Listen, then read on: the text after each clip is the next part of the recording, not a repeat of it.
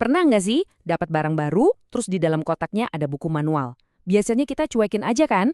Tapi tahu nggak, di dalam halaman-halaman yang kelihatannya membosankan itu, sebenarnya ada cerita yang seru. Cerita tentang teknologi, hukum, dan pasar global. Nah, kali ini kita akan coba bedah manual sebuah alat musik digital buat mengungkap kisah tersembunyi di baliknya. Oke, ceritanya mulai dari sini. Selalu berawal dari sebuah janji manis. Ini bahasa marketing yang dibuat penuh semangat, biar Anda merasa kayak baru aja beli sebuah mimpi. Kata-kata kayak terbaik, teknologi terbaru, ini bagian yang benar-benar mainin emosi kita sebagai pembeli. Dan janjinya makin kuat lagi nih. Di sini, spek teknis itu bukan cuma angka-angka yang bikin pusing, tapi seolah-olah jadi tiket kita buat dapat pengalaman yang imersif. Ini semua tentang perasaan, tentang atmosfer yang bisa kita ciptain. Ini bagian yang bikin kita nggak sabar pengen langsung main. Terus, tiba-tiba semuanya berubah.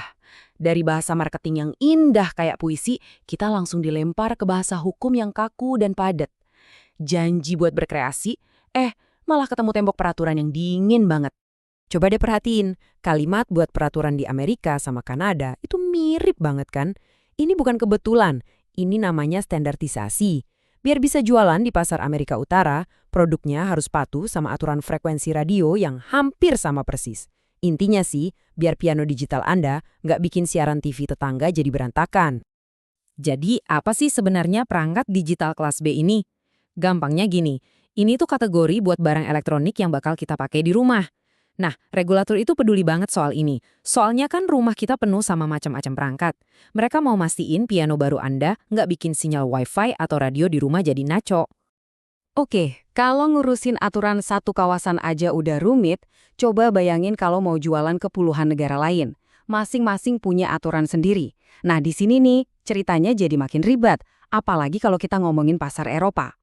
Dan slide ini nunjukin banget betapa pusingnya tantangan itu. Ini instruksi soal buang limbah elektronik yang diwajibkan sama Uni Eropa. Satu aturan simpel, jangan buang ini di sampah biasa, tapi harus diterjemahin ke lebih dari 20 bahasa biar bisa masuk ke dalam satu buku manual yang sama buat satu benua. Nah, sekarang kita pindah lagi. Dari aturan pemerintah yang birokratis, kita masuk ke area peringatan keselamatan yang serius banget. Coba perhatiin deh perubahan nadanya. Tiba-tiba taruhannya bukan lagi soal interferensi radio, tapi soal cedera serius atau bahkan kematian. Nah, ini tandanya suara pengacara perusahaan mulai ikut bicara. Dan ini bukan cuma 1-2 catatan kecil loh. Manual ini punya lebih dari 23 peringatan keselamatan yang beda-beda. Jumlahnya aja udah ngasih tahu kita kalau tujuan bagian ini tuh seimbang. Antara ngelindungin kita dari bahaya dan ngelindungin perusahaan dari tanggung jawab hukum. Yuk kita lihat beberapa peringatannya, mulai dari yang paling umum dan kita semua udah tahu. Kayak kabel rusak, bisa bikin kebakaran, ya iyalah jelas. Lalu ganti ke bahaya fisik, kayak jangan taruh di tempat yang nggak stabil. Dari bahaya listrik di dalam, sampai bahaya ketiban dari luar. Semuanya dipikirin. Dan ini dia puncaknya, kalimat sapu jagat yang mencakup semua skenario paling buruk. Ini jadi pengingat kalau di balik produk yang kita pakai sehari-hari, ada taruhan hukum dan bahkan nyawa. Lucunya, setelah semua peringatan yang bikin deg-degan itu, manualnya justru ngasih prosedur darurat yang tenang dan rapi banget. Di saat kita mungkin lagi panik karena ada asap atau bau aneh, instruksinya malah runtut, langkah demi langkah. Sekarang kita masuk ke bagian yang agak aneh, hanya gunakan di cuaca non-tropis. Hah? Kenapa emangnya?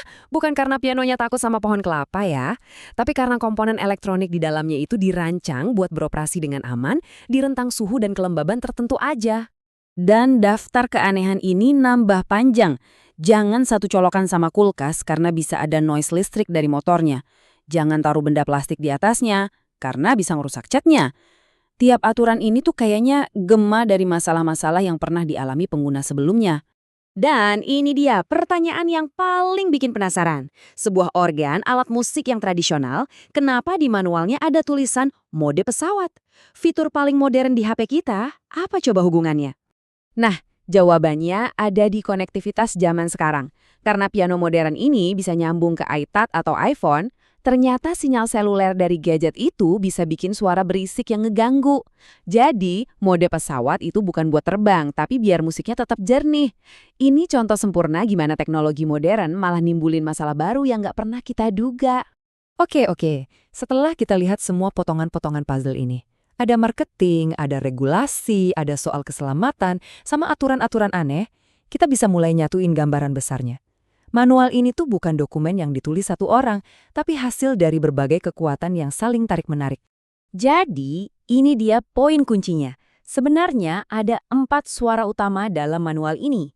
Ada si pemasar yang mau jualan mimpi, ada pengacara yang mau mencegah tuntutan, ada regulator yang mau mastiin standar publik terpenuhi, dan ada insinyur yang pengen produknya dipakai dengan benar biar nggak rusak. Setiap bagian dari manual yang kita lihat tadi itu adalah hasil dari salah satu motivasi ini. Jadi, jelas ya, manual produk itu jauh lebih dari sekedar panduan cara menyalakan. Ini adalah artefak hukum dan teknis yang kompleks, yang harus menyeimbangkan antara janji yang menarik dan peringatan yang menakutkan.